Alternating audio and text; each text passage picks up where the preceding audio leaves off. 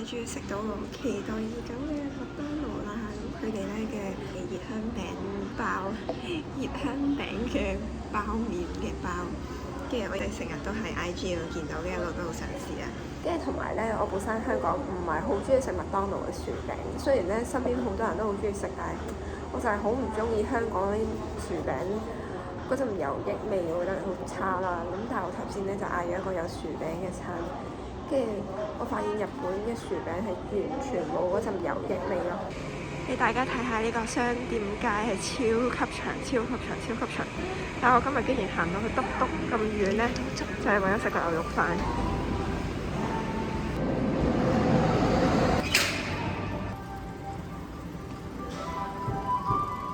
呢一間咧就係我第一日食嘅烏冬啦，俾大家睇下我買咗嘅口罩喺呢度買嘅。你睇下我識襯翻我手套，係咪好夾啊？因為咧發現呢幾日冇戴口罩啦，點知呢度好大風啦，又好乾，一吹到咧塊面真係超乾，所以而家都係想戴翻口罩。依家咧我就出發緊去 supermarket 買嘢，睇下有冇啲咩咧就可以襯翻我啱啱買嘅拉麵。個拉麵寫住原價650幾蚊啦，有一特價250蚊。我見到有啲芽菜咧係唔使洗嘅，一開就食得嘅。呢個38 yen， 好啱我，98 yen 即係差唔多5蚊港紙咁樣。兩個都398 yen， 計埋稅就420。但係呢個都唔係半個嚟嘅，寫住1/2，呢度寫住1/2，呢度得咁薄，有咁厚。好，等我買今晚食先。好啦，我發現我都係揾唔到肉，所以咧買豆腐去取代啦。好天咗好多日之後咧，今日落雨。我琴日已經 plan 好今日朝早咧要去麵包鋪買麵包翻嚟食早餐，所以我今日妝都冇化，跟住但係落緊雨，我係冇遮，所以咧戴頂帽，跟住着件大褸，我就衝出去啦。我對鞋濕咗啦，大鑊！頭先買咗2個包，買咗3袋。依家咧買定啲嘢俾晏晝嘅時候自己可以加料，睇下有冇煮好嘅溏心蛋先。有啊，呢個同呢個有咩分別？見到有個好平嘅肉丸，110 yen，買嚟試下先。呢個就係我今日嘅早餐啦。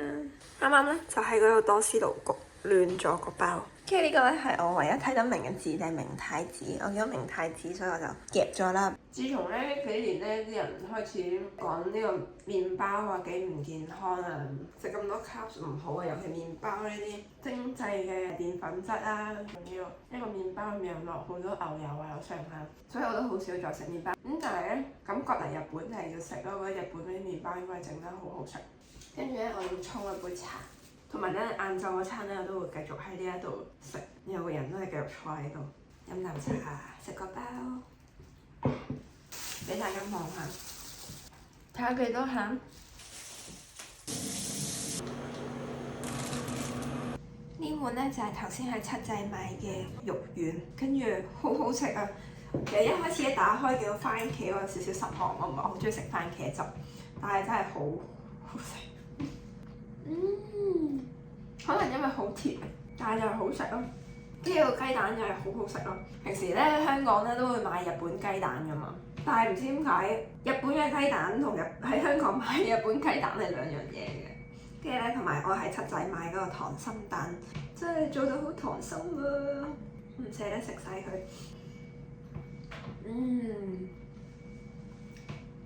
跟住我今日呢個湯底係豬骨湯底。哇！佢哋個豆腐真係好好食，真係冇買錯，真係個豆腐冚晒嗰個拉麵，個拉麵食落去就變咗好普通咯。即係我平時中意啲煙韌啲嘅拉麵。好食啊！哇！呢個豆腐不得了啊！中意食豆腐嘅一定要試下，唔可以錯過。多謝各位網友嘅投票，大家投咗今晚要食鰻魚飯，期待期待，我入去啦！勁好笑，頭先入嚟佢哋唔識英文，跟住我又唔識日文，大家講嚟講去都唔知大家講緊啲乜嘢，然後最後先發現我係要入嚟食噶啦，跟住之後大家就笑咗，完全語言不通。啱啱坐低咗，間鋪頭唔係好多人，但係入到嚟咧就有一陣好香嘅鰻魚味。好期待啊！我個飯到啦，好吸引啊！睇下先，哇，好正啊！跟住再嚟個湯，係好可愛嘅湯啊！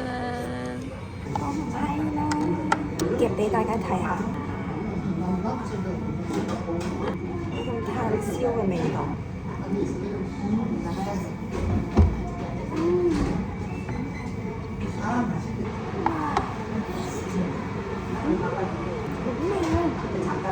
好香嘅魚味啊！平時喺香港咧食啲鰻魚咧，啲汁好濃好多汁，冚咗嗰個鰻魚本身嘅味。依家呢個係我會食到鰻魚自己嘅味，跟住好香先得。多謝大家嘅投票，幫我投咗個鰻魚飯，真係好好食。你要大家咁樣睇住我食。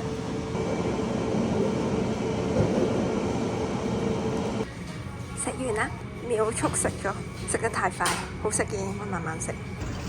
因為啱啱間鰻魚飯好近，所以咧我頸緊梅蘭露出咗嚟，依家覺得好凍。但係啱食飽完咧，依家想周圍行下睇下散下步，住去翻琴日去嘅 supermarket 啦。跟住我發現原來佢有第二層嘅，咁我而家去望下啦。想唔想買條線咧？係咪咩 in Japan 㗎？望下先，買嚟做自己嘅手信。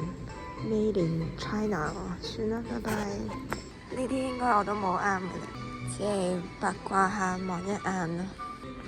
冇人喎呢度，冇 staff 喎，係咪我 miss 咗啊？好似好舒服，哇！上面好得人驚啊！我哋都係落返去啦。我影得呢一盒士多啤梨，平時喺香港都有得買啊。跟住呢度連埋稅係753 yen，即係大概你哋當40蚊港紙以內啦。哇，好抵啊！我揀翻一盒靚嘅先。聽日晏晝咧，我想去食燒肉。所有早餐咧就唔想食太飽，都想喺 hostel 嗰度食咯。supermarket 入面都有啲好吸引嘅麵包，你見唔見到？我好期待冚瓜包喎，一個88蚊，跟住兩個150。呢個個樣好似好好食喎，呢個又好似有劈 cream，又係個樣又係好正，即係就算係 supermarket 我都唔識揀。哇！呢個個樣都好似好正，入面係咩嚟㗎？Hello，大家好，今日嚟到咧就已經係第5日啦。咁咧我就想趁而家 hostel 冇人，今日咧得翻我一個，咁嘅呢個時刻咧，去同大家分享下而家嘅心情感受啦。話說咧，我嚟之前咧就本身預期住 hostel 咧會好熱鬧啦，會每一日咧都好局促，因為 keep 住都有好多人啊，跟住樣樣嘢都要就住，可能連拍片我都唔敢啊咁樣啦。咁但係咧，我前晚啦，跟住同埋今晚咧個 hostel 都係冇人嘅，係得我一個，連個老闆娘咧都已經收咗工㗎啦。所以係講緊成棟嘢都係得我一個人喺度。講緊我係俾 hostel 嘅價錢，跟住好似租咗成棟嘢咁啦。即係我覺得好難得會，即係點講咧，幾打破我本身對 hostel 嘅印象。所以佢其實啲公共嘅設施雖然唔係好多，但係其實都我覺得好足夠啦。我本身咧第一日嘅朝早起身咧，我本身諗住好早就起身沖涼，驚好多人要爭啊。點知咧我依家先知原來基本上都我唔知點解好似從來冇見過有人沖涼咁。我懷疑根本就係根本就冇人咯。咁當然啦，有我入住嘅頭2晚，跟住同埋琴晚咧有人嘅。咁一有聲咧，其實我都知自己係好易醒。跟住我琴晚都係扎醒咗啦。咁所以我會好好珍惜今晚呢個時間，好好瞓飽佢啦。其實我依家呢一刻都好中意呢個 hostel，我已經即係熟習咗喺呢一度嘅一種生活方式。我諗下咧，我覺得老闆娘租咗俾我呢個人都幾蝕，即係佢本身咧可以成間 hostel 咧熄晒燈，唔使用任何電，唔使開燈又成。但係因為我一個人咧，我就差唔多24小時都有用緊佢啲暖氣。我唔係全日都喺房啦，我有啲時間就喺佢個廚房 pantry 位或者 common area，咁我就喺嗰邊會開暖氣。跟住我就覺得，唉，相當唔好意思嘅，同埋佢出面啲走廊佢都要長開住燈㗎嘛。變相因為我一個人，所以佢就要開晒所有嘢啦。我就覺得哇，我呢個價錢抵啦，成間 hostel 都冇人啦，跟住呢間 hostel 係我一路都好想住，即使佢有4層樓梯佢寫住，我都係堅持要租。跟住我一開始我男朋友仲同我講，佢話點解你要明知有樓梯你都仲要 book 咧？不如轉啦。但係每一次我撳入去佢啲 review 咧，我都覺得即係大家俾嘅評分都係太好啦，所以我覺得我一定要住呢一間 hostel，因為我覺得肯定係冇伏嘅。基本上我係冇見到任何負評，即係其實好難做到有一間 hostel 可以冇負評咁滯，所以我就係堅持都想住啦。跟住我仲要係琴日感覺係覺得好舒服到我即刻上網睇下係咪仲可以 book 埋下一個禮拜，又將下個禮拜嗰間 hostel 取消咗佢，因為下個禮拜嗰間 hostel 咧係有些少唔係幾好嗰啲 review 嘅。咁有啲人亦都話好嘈啊，同埋佢係差唔多20張床咧喺一間房，所以我肯定我應該嗰個禮拜瞓唔到噶啦，所以我而家都有啲擔心。啱啱咧見到今晚個 hostel 應該好多人入住啦，咁我而家咧先出發去食 lunch， 因為喺度掛住剪片，剪到過咗時間，跟住嗰間嘢咧就2點半個廚房就閂嘅，3點鐘閂門，跟住4點鐘咧就開，跟住依家差唔多4點啦，咁我依家就出發。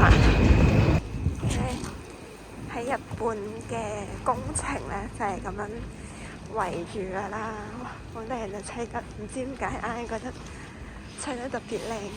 跟住我依家就要行大約10分鐘咧，就會去到嗰間燒肉店。今日咧就行一條之前係我嘅路，呢個啲的士我係覺得好靚，因為紅綠燈啲聲都幾搞笑。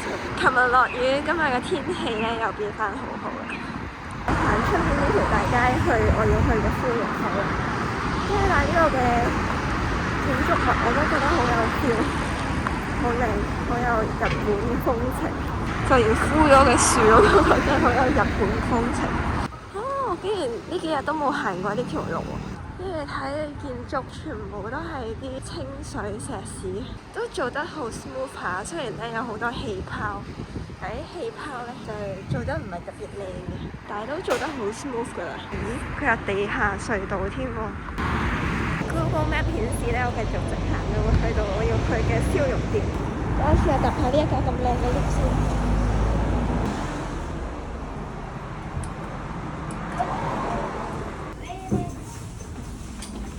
佢哋嘅地下隧道好靚咯，即係唔係覺得陰陰沉沉，跟住佢會有啲 artwork 喺地底，但係唔知點解俾人撞凹咗。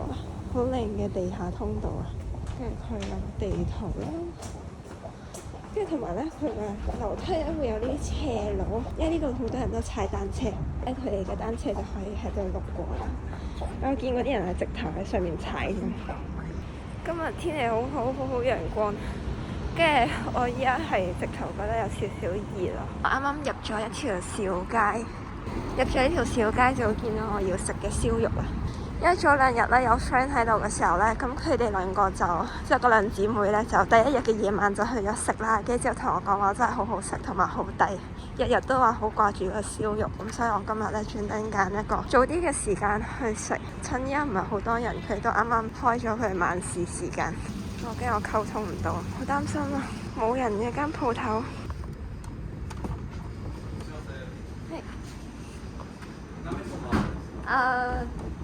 One？ 啊。OK，thank you。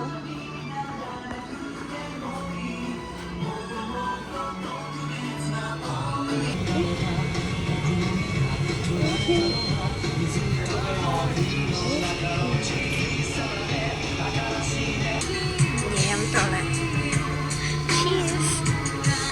我嗌咗呢一個，一片係190円。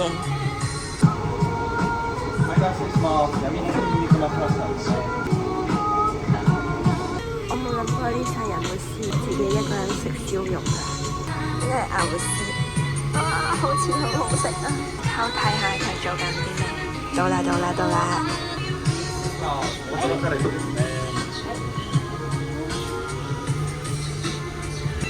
啲嘢到齊啦〜我準備開餐啦。一個人住都冇試過做呢啲嘢，依家比起一個人住需要嘅勇氣仲多。熟晒啦，熟晒啦，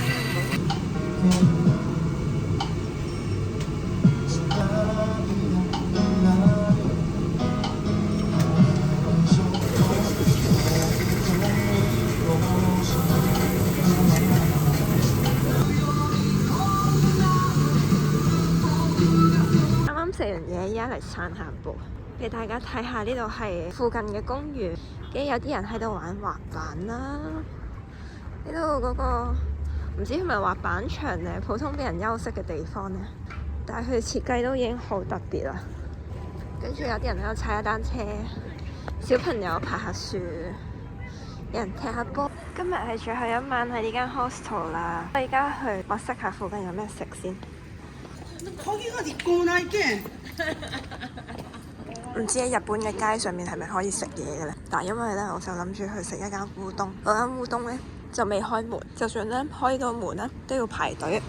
咁所以我就去麥當勞買咗呢個新出嘅抹茶唔知乜嘢嘅批。我想講真係超級好食，我真係唔係誇張。我喺香港真係成日食嗰啲新批，成日都覺得有啲係服服地，呢個真係佢會感動。哇，條龍好長啊！我希望我食到啦。好肚餓，周圍其實好多鋪頭都閂咗門。如果而家放棄嘅話，就唔知有咩食啦。超凍啊！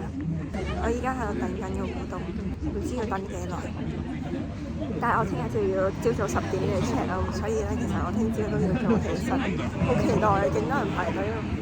咁多人排隊一定好好食啊！仲要係全部都係日本人嚟嘅。有得食啦！我坐低咗啦。頭先佢原本諗住擰轉面就唔俾人入去，我即刻伸隻手指出嚟同佢講一個一個咁樣，跟住佢一個 OK， 跟住就叫咗我入嚟坐低。好感動啊！呢個蘿蔔都好似好好食喎，但係我冇嗌喎，係咗咖喱烏冬。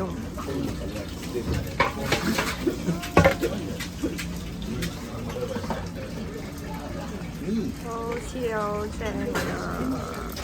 有嘢食啊！我唔客氣啦，即刻品嚐下先。炸得好靚喎！知佢哋冇匙羹。呢個係咩啊？好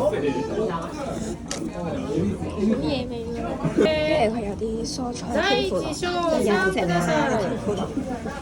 跟住咧，我而家好壓力，因為我見個個都會飲晒啲咖喱湯。我再飲晒碗湯，嗰啲湯好飲。喺呢個1星期之後咧，我覺得自己已經好熟路啦。我都唔使開 Google Map 出嚟，我已經識得點樣返 hostel。但係我聽日就要去另一間 hostel，不過都係離呢一條商店街唔係好遠。我都期待一下聽日會遇到嘅事啦。話時話咧，我就啱啱遠離咗呢一個商店街，咁就諗住行翻出去出面嗰條街，再兜個圈過去 hostel。雖然依家都夜，我都唔想咁夜先翻到去。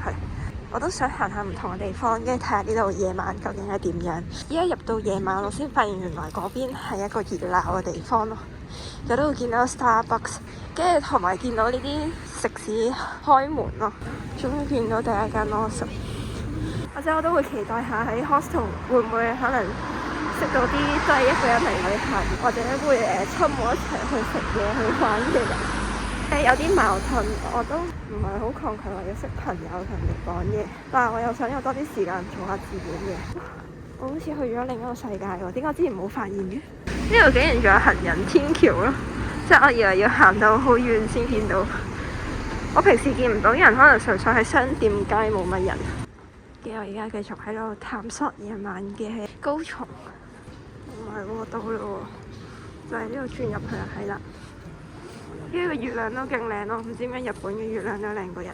我想講今晚已經係我喺呢個 hostel 嘅最後一晚啦，所以下個禮拜嘅呢，我就分下一條片啦，因為我到時我就會喺另一個 hostel。咁我自己嘅計劃呢，就係將住宿嗰部分呢，同我自己即係 vlog 嗰部分就分開啦。我想另外做一條片呢，就係專係講我自己住過嘅地方。但係呢，今日係我喺呢個 hostel 嘅最後一日，即係我已經 stay 咗喺呢度咧，差唔多1個禮拜，我先發現到呢一啲中文版嘅高松旅遊指南。我好似嚟到之後就掛住做嘢，一剪片一做嘢咧，啲時間就過得好快，基本上都冇點樣出去。但係有啲公園咧，我都係好想去，要喺下個禮拜就要去晒。